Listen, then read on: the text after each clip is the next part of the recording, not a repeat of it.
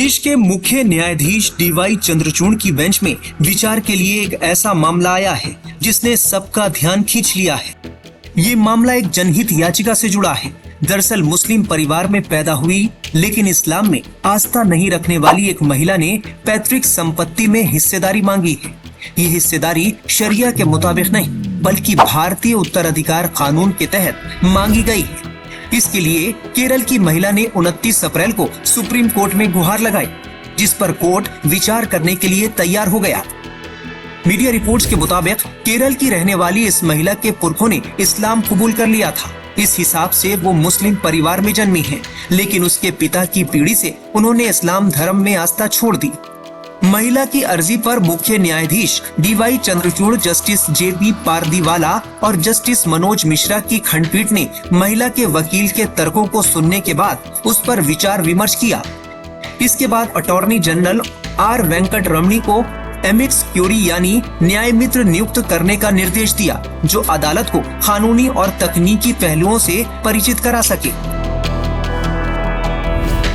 महिला याचिकाकर्ता का नाम साफिया है, जो केरल में पूर्व मुस्लिमों का प्रतिनिधित्व करने वाले एक संघ की महासचिव है। साफिया ने अपनी जनहित याचिका में कहा है, हालांकि उन्होंने आधिकारिक तौर पर इस्लाम नहीं छोड़ा है, लेकिन वो इसमें विश्वास भी नहीं रखती हैं। संविधान के अनुच्छेद 25 के तहत धर्म के अपने मौलिक अधिकार का इस्तेमाल भी करना चाहती हैं। महिला याचिकाकर्ता की तरफ से तर्क दिया गया कि संविधान का अनुच्छेद 25 उसे किसी भी धर्म में आस्था रखने या न रखने की आजादी देता है। महिला के मुताबिक उसके पिता भी इस्लाम में आस्था नहीं रखते, इसीलिए वो शरिया कानून के मुताबिक वसीयत नहीं लिखना चाहते।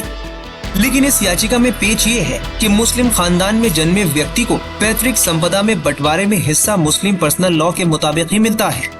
उसे धर्मनिरपेक्ष कानून का लाभ नहीं मिलेगा, जबकि महिला भारतीय उत्तराधिकार कानून 1925 के मुताबिक बंटवारा और हिस्सेदारी चाहती है। साफिया के वकील ने कोर्ट से कहा कि याचिकाकर्ता का भाई एक आनुवांशिक मानसिक बीमारी डाउन सिंड्रोम से ग्रस्त है। उनकी एक बेटी भी है। पर्सनल लॉ यानी इस्लामिक उत्तराधिकार कानून के तहत उनके भाई को संपत्ति का 2/3 हिस्सा मिलेगा, जबकि याचिकाकर्ता को सिर्फ 1/3।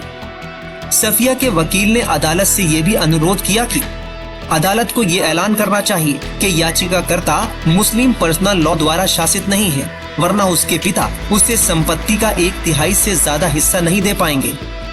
इस पर चीफ जस्टिस ने कहा कि वो इसकी घोषणा कैसे कर सकते हैं। आपके अधिकार या हक आस्तिक या नास्तिक होने से नहीं मिलते, बल्कि ये अधिकार आपको आपके जन्म से मिलते हैं। अगर मुसलमान के रूप में पैदा होते हैं तो आप पर मुस्लिम पर्सनल लॉ लागू होगा। अब इस मामले की अगली सुनवाई जुलाई के दूसरे हफ्ते में निर्धारित की गई है। Times now of Bharat digital की रिपोर्ट।